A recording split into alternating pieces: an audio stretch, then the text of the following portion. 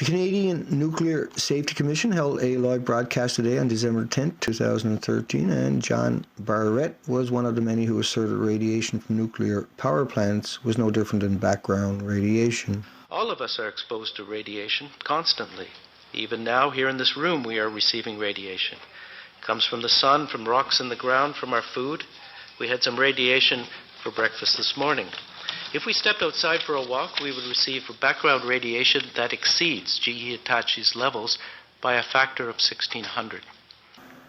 The nuclear creatures acting as moderators never corrected them, so I guess it's up to humans like me and you to remind the world that background radiation from the sun, background radiation from bananas, background radiation from potatoes and rocks or water are all indigenous to Earth, and no one is asking or concerned about those radiations. All life is acclimated to that low-level background radiation over billions of years.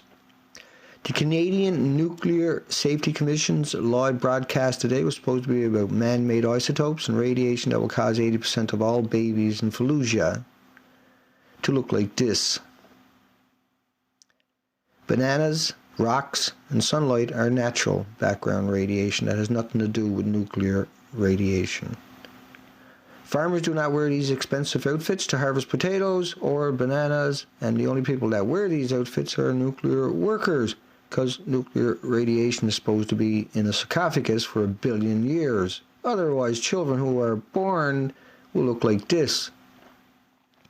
John Barrett stabbed all Canadians in the back today, and so did the Canadian Nuclear Safety Commission during the live broadcast, because they never reminded or corrected John Barrett's misrepresentations, exaggerations, and dilutings of the facts by bringing inappropriate, natural, insignificant background radiations like water, sun, rocks into an equation where E equals mc squared.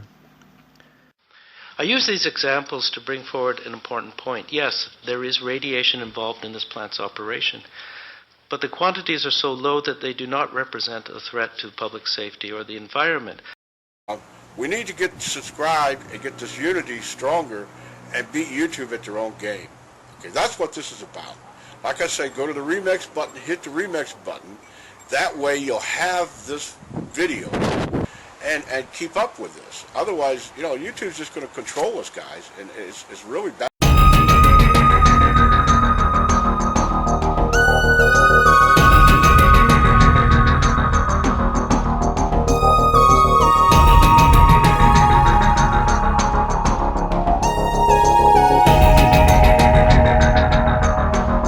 Live, this is One for the Record. I'm Diana, and today is December 11th. 2013. Wow, it's 12, 11, 13, or 11, 12, 13. Woo! Here we go. Here's the news for today. The Watchers watching the world. eLife editor and Nobel Prize winner declares boycott of top science journals. Wow. Record low temperatures forecasted as Arctic blast deep freezes parts of U.S. Also, the Extinction Protocol 2012 and beyond. Yellowstone, the supervolcano that could blow up America. That's listed today on the Extinction Protocol 2012 and beyond. Also, geologists express concern about volcanoes in Australia. Alrighty then. It's just concern, though. Everything, the new word of the day, concern. Alrighty then, let's go to ENI News, Energy News. In 2013, people really interested in radioactive fallout. U.S. government studying public attention to Fukushima tracks Twitter searches. NRC, FOIA, Libyan war news should now downgrade Fukushima.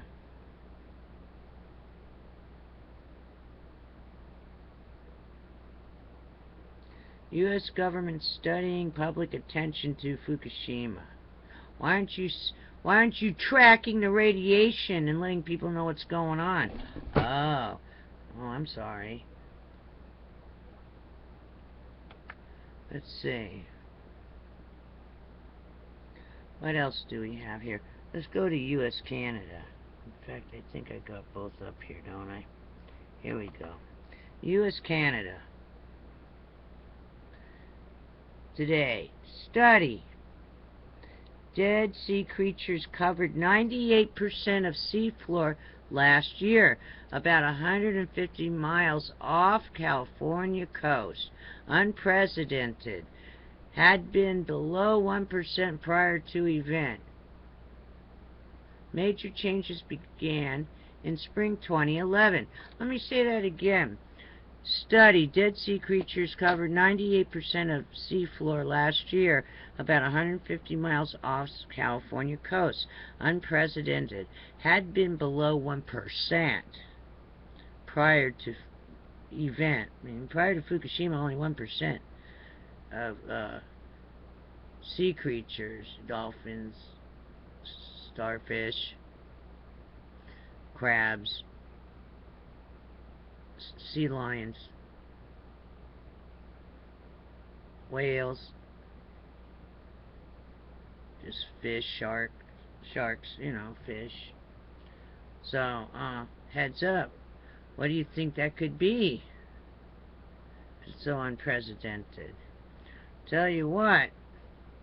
Didn't you find a new source of water under there?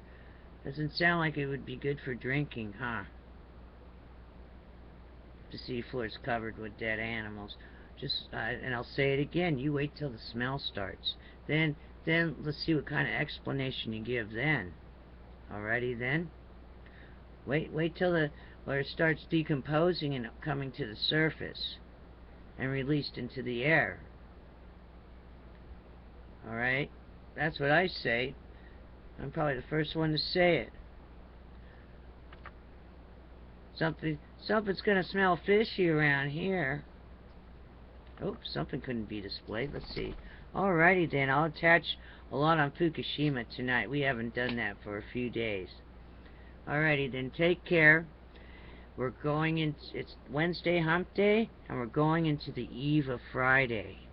I'll attach other stuff too if I see anything good, but right now, looks like I'm attaching just about Fukushima. Take care. Be prepared for anything. Also, BP Earth, I believe it was, is saying that we're still going through the debris trail. Alrighty then. Also, Thor News is saying we're going through the debris trail. So none of this is over until like January 15th, 2014, with the ice on debris. Alrighty then. So heads up on that. Also, there was a meteorite. I had to hear that over the radio. There was a meteorite that exploded over Arizona yesterday. So heads up on that. Keep your eyes to the sky. Alrighty then. Well, welcome. This is one for the record. It is December 11th, 2013. 11/12/13. Wow. Alrighty then. Here's your news updates for today. Now, I'm adding to my program I already just did, my report, and I don't know, those who were watching me last year, you might want to look that up. I stayed up the whole night and kept reporting on if anything was going on. On December 21st, 2012, we wrote it through together. Well, our new date now is December 16th, 2013. Because our Gregorian calendar starts on the year 1, and the Mayan calendar starts on the year 0. So the calendar was off by a year, which I already mentioned Never even thought of it till like midway through 2013. So, I'm going to do official countdown now for the end of the whole calendar, which is December 16th, 2013. That's when all those calendars and all those different counts all end on that day. And there's going to supposedly be an alignment that is 0.777 AU or something, like a big triangle in the sky. It's just, that thing was just like a giant, like sprockets. They were like sprockets. And when all the calendars end, it's just like a big slot machine, and you get 777. There you go. So, we officially now have 5 days before December 16th, 2013. And now the count will start. We'll do a countdown. Alrighty then? See you again tomorrow on the flip side. It's actually after midnight, so we're officially into, it's only 5 days now. Alright. We're officially into December 12th. Alrighty then. Heads up, keep your eyes to the sky. But after, I think, December 16th, that's it. We don't have to worry about any Mayan calendars or that stuff, but we'll count it down, just in case. It was okay to have a little chat. It was okay to scream at the PR firms and make sure they don't forget that we know they're murderers and they're monsters, and we ain't never going to forget them. And that, let me end it by saying there's 3 melted reactors, which are 3 times the size of Chernobyl. Chernobyl was 1/3 of the reactors in Fukushima, the size. 30% meltdown on top of that. So each of these reactors at Fukushima had pulls above them. Each pull had around 122,000 rods at 80 rods per bundle, 12 feet long, and 1,535 bundles in each pond that we know about. There could be many more, see? And so if each building was 10 stories and had 3 pulls in it, if not 5, at least 3 pulls in it, that's 66,000 rods in each building. And 4 buildings had detonation. And like I covered last night, one of the buildings, that's proof now that one of the buildings is photoshopped, the pond. And I'll bring that picture up for everybody, because we never even touched it. And as I end the show here tonight, let me roll up a little bit. And what you're looking at is the foyer. Oh, that.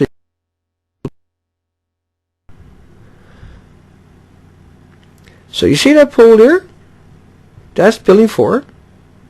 Now here's another shot from the same time, at the exact same time where a drone went and took these shots. Right? Now you can see that looks like that's water in the corner, right? Well, I zoomed in on it, and that's empty. It's empty. And so that picture and this picture are the same. And so the water used, what you think you see there with what looks like a net over it, that's Photoshop, right? There's no water and there's no net. These pictures were taken at the same time, that picture and that picture. And then the extract shows you there's actually no net there. And why would you put a net there, and how come there's no bodies there? Because there's rods everywhere and the pool is dried out. So the zirconium burnt off it. It caught fire a couple of times because the earthquake picked those buildings up and broke their backs and all the pools in them. And that's very important, you know, that you understand that that's actually true. And that the fires are below, and that we got all kinds of great bloggers will give you a different perspective on Fukushima below. And literally every perspective you can imagine is below. We got such a big variety, but everybody got their heart in the exact right spot. And that's why they're there. You know, I'm so proud to have found these people, and that see that there's other people like us are out there doing the moral and the ethical thing, and learning and getting better, more articulate every single day, is all we can really hope for. So we'll see you tomorrow. Jester, Wong, Annabeck, Red Button Studios, Elizabeth, Miss Mug the Clown, of course, as always. And we don't know how she finds the time to make it to these streams. That lady does not stop, and that's why she's so precious. We'll see you folks tomorrow night. I got to catch up to Mickey's comment. He's got a good comment. Yeah, we're not going to go without. That's why we're here every night. That's why we do what we do. We're building we're building the resistance, I guess. We're not activists, okay? Let's get something straight. We're not activists. None of us. Not one of us. And nobody should be allowed to label you as activists. You're not activists. You got every right to be here. You got every right to be concerned. It's the moral and ethical thing to do, and you're actually required by your constitutions, your Bill of Rights, and your Magna Cartas. You're obligated, it's your obligation to rout out that tyranny, to stomp out that rogue element, or that betrayal of trust. That's your obligation. You are obligated to do that under your bills of rights and under your constitutions, as a citizen, under your Magna Cartas, as a citizen, as a person, as a sovereign person. You are obligated to stand up and speak out. And that doesn't make you an activist, okay? That's your duty. You're required under law to do that, under your bills to do that.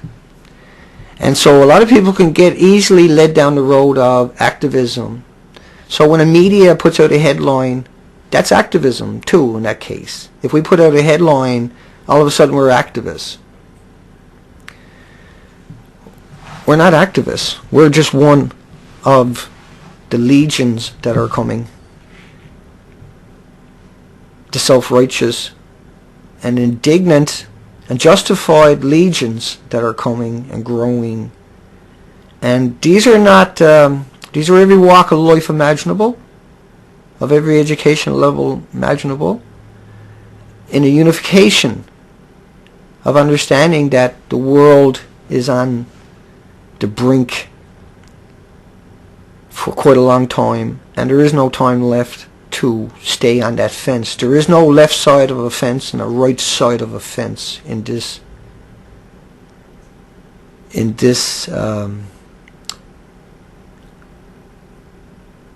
you know, I can't really come up with a name to call anything like that outside of an extinction level event, particularly right away for the Pacific Ocean and every species in it is unimaginable.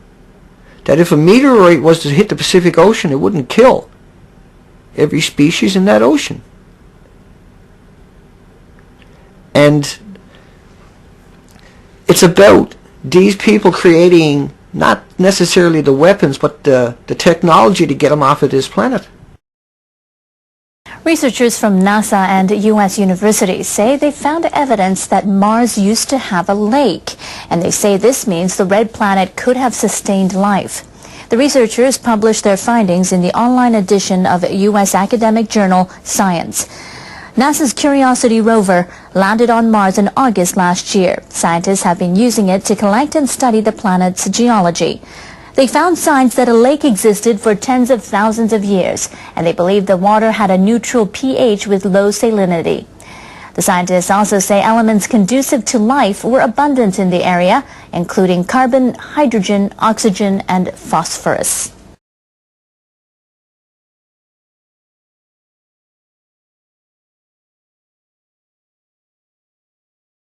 And that they're going to throw away the entire planet as a last-ditch effort because they got no choice to force us off the planet, to force us come up with technology.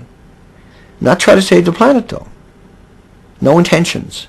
That's the very opposite of what they're willing to do. That would solidify their existence forever on this planet in their eyes. They have this quench now to leave the planet. And they knew this a long time ago. They planned 40, 50, 60, 100 years always in advance, these people. They knew what the radionuclides could do. They knew what the atomic age was going to do. Oppenheimer had literally no doubt what this was going to do. And we are only beginning to understand it. Last night was a really prime example of what just low-level radiation ultimately can do and will do, and low-level radiation that is coming out of Fukushima is much worse than what was in Fallujah. And I got an article there that I'll bring up right quick, and I'm going to come up over to the conversation center again. And I just want you to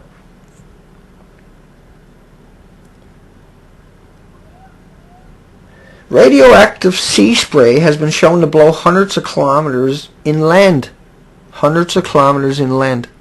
Just a spray. Not the rain that's picking it up and dragging it in. Not the thousands of miles of cloud, but just the sea spray itself, the way it liberates itself when it hits the coastline. Because normally when water hits the coastline, right, there's that evaporation, that liberation of oxygen molecules and other molecules, obviously, as it hits the coastline. And it's been said many times that the motion of the ocean smashing into the coastline, that's why the first 30 feet of the shoreline is so rich, because it has all this oxygen being liberated.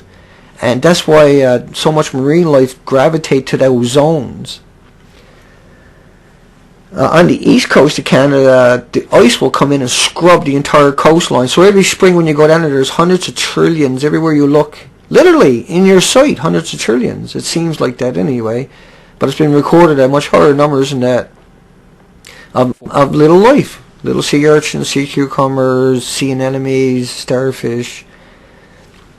And we see the San Francisco Chronicle today, headline, up on E&E News, the decimation of the starfish all the way from Mexico all the way up to shitty Alaska.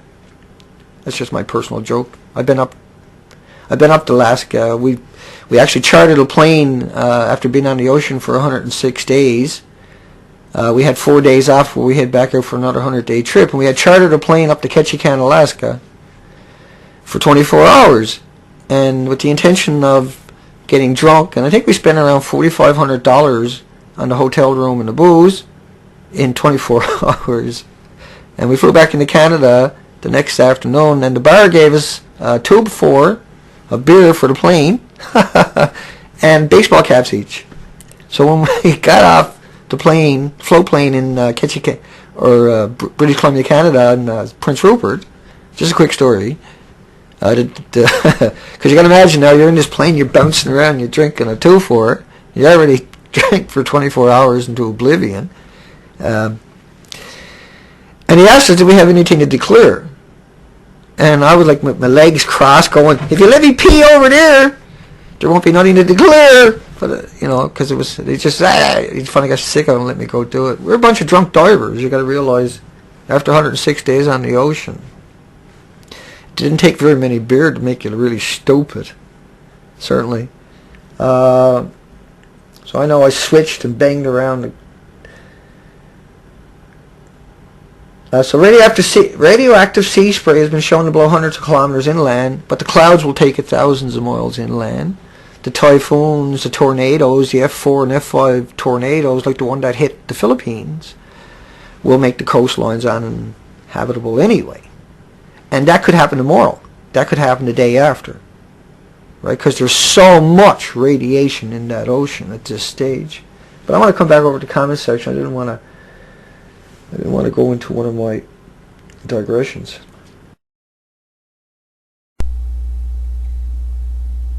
A transformer at the Nuclear One plant in Roosevelt caught fire this morning. The London Volunteer Fire Department got the blaze under control by mid-afternoon.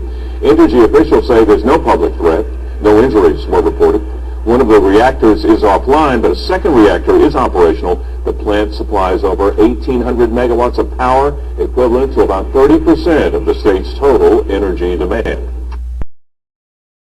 Japan's Environment and Reconstruction ministers will visit towns near the damaged Fukushima Daiichi nuclear power plant. They're hoping the communities will agree to host intermediate storage sites for hazardous waste.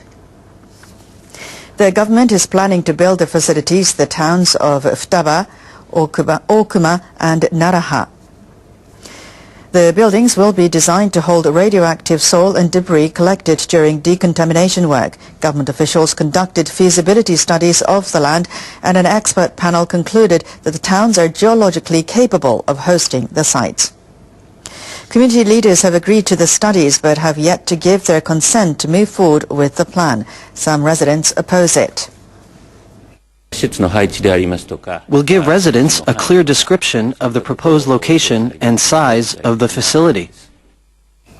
Senior Vice Environment Minister Shinji Inoue said he hopes to secure permission from the towns as soon as possible. Government officials plan to start storing radioactive waste in the facilities in January 2015. The ministers will also meet the mayor of Tomioka, another town near the plant. The community already hosts a disposal facility. They plan to ask the town to accept waste with 100,000 becquerels or less of radioactive substances per kilogram. When Japan was hit by a giant tsunami in 2011, the hundreds of thousands forced to flee literally saw their lives washed away. Promises were made that it would only be a matter of time before their homes were rebuilt. But as RT's Alexei Yarashevsky found out, those people are still waiting. This woman can only fit me and my cameraman into her new home. She apologizes, but there's simply no room for the whole crew inside. She's one of resettlers from the Fukushima area, forced to leave their homes amid the 2011 nuclear disaster. When the tsunami hit, we were told to pack only necessary things and run away. They said it would be only for 2-3 days. Now, living in this cage of a house, returning to our old house is a dream, which we know won't ever come true. We are being fed with promises of a bigger house, but that's as far as it gets, promises. This is just one of the quickly erected residential areas where Fukushima exiles have relocated to. There are hundreds of makeshift camps scattered across the region, accommodating more than 300,000 people. All of the 400 resettlers living in this particular area used to have large houses before the Fukushima accident. Now they're forced to live in these 30 square meter dwellings. They were told that this would be just a short-term measure, but it seems in their case the old saying "there's nothing more permanent than temporary" suits very well. The majority of these people are pensioners suffering from different ailments. They are jobless, just as surprisingly many of their younger neighbors. This man used to run a profitable venture. Now he barely makes ends meet. I had a $100,000 a year business producing honey. Now it's destroyed forever, just like my life. On top of all that, I'm offered neither financial compensation nor any job. That's why I'm taking TEPCO to court. The government says it's working on improving conditions for resettlers, but with the Fukushima clear-up draining billions of dollars out of the state budget, it could take years, maybe even a decade, to do that. Even local officials are being kept in the dark. The government says it's building bigger houses, but will finish it in no sooner than 2 years. And not all of these people will be able to live in those. That's as little as we, officials on the ground, are told by the central government. Fukushima means a happy island in Japanese, but that's the last word these people would ascribe to their lives, which are unlikely to ever return to normal, especially with the government admitting the area around the nuclear site might never again be suitable to live in. Alexei Yarashevsky, RT, reporting from Japan. It's been almost 3 years since the Fukushima Daiichi nuclear accident, but people in the area still fear the risk of cancer and other illnesses caused by consuming contaminated food and drink. More than 320,000 people in the prefecture have already been tested for internal contamination with a device called the whole body counter. But the device was designed to test adults. It can't be used for infants because they're too small. In response to this problem, scientists developed a new testing device for babies. NHK World's Mitsuko Nishikawa reports. Tests for radiation exposure for infants began at a hospital in Hirata village. Over 30 families showed up for the tests. I have been so worried. I've been waiting a long time for my baby to be checked. I don't know what will happen when my baby grows up, so I'd like this checkup. Yumi Takahara lives 80 kilometers from the nuclear plant. She has long been worried about the effects of the radiation on her 3 daughters. Manami, the youngest, is 6 months old. I'd feel safer if my baby were checked at a younger age. This new device is called Baby Scan. It measures the internal radiation level of an infant placed inside it. Infants undergoing the radiation checkup placed in this compartment where they remain for 4 minutes. The machine has a relatively wide opening, and children can watch their parents during the checkup, which helps them stay relaxed. Professor Ryuho Hayano of University of Tokyo headed the research team that developed the scanner. He says the main challenge was to make it as precise as possible. Even though the baby or the children are eating the same amount of radioactive cesium as compared to parents, the amount of radioactive cesium accumulated in the body will be much less. In order to quantify the amount of radioactive cesium in the body, it doesn't make sense to measure with the same detection limit as used for adults. The machine makes meticulous calculations and is designed to block as much external radiation as possible. It has 4 radiation sensors, twice as many as previous models. Takahara was anxious to hear the results of the scan. Manami was put into the machine. She cried a bit because she had to be away from her mother for several minutes. But her body was successfully measured and the examination was completed. The results came in minutes later. No cesium is detected.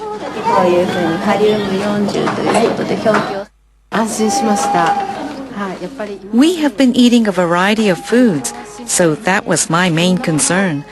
I am very relieved to hear this positive result.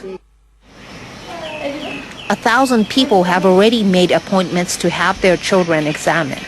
Thanks to this machine, those most vulnerable to radiation, infants, are finally beginning to get the protection they need. Mitsuko Nishikawa, NHK World, Fukushima. The U.S. ambassador to Japan has visited a city her country hit with an atomic bomb in 1945. Caroline Kennedy used her trip to Nagasaki to call for more efforts to rid the world of nuclear weapons. Nagasaki Mayor Tomihisa Taue welcomed Kennedy at the city's atomic bomb museum. The ambassador went for a tour. Then she met 3 atomic bomb survivors. She said the visit deeply moved her, and she referred to her father, the late President John F. Kennedy. President Kennedy was very proud that he was able to start the process of nuclear disarmament. Kennedy then went to Peace Park. She placed a wreath before a statue dedicated to prayers for peace. She and Mayor Taue planted flowering dogwood saplings. The Americans gave this type of tree to Japan nearly a century ago in return for the 3,000 cherry tree saplings the Japanese gave them in 1912. A representative of the Japan Confederation of A and H bomb sufferers organizations followed Kennedy's visit. He wants her to send a message back to Washington. Because of the bombing, people were unable to live or die as human beings. I want the ambassador to tell President Obama to come and visit Nagasaki. Taniguchi also emphasized that atomic bomb survivors are striving for a world without nuclear weapons.